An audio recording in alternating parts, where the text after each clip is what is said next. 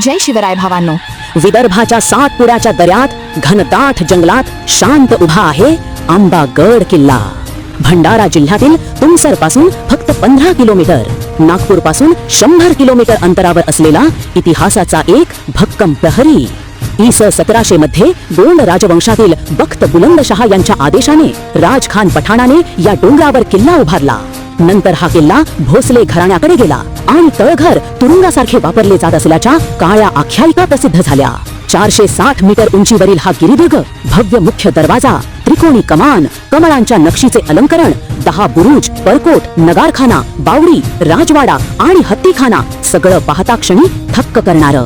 आज पुरातत्व विभागाने किल्ला मजबूत केला, परंतु तरीही हे ठिकाण अजूनही शांत, अल्पपरिचित आणि निसर्गाने वेढलेलं. हा आहे सातपुड्याचा रक्षक आंबागड किल्ला.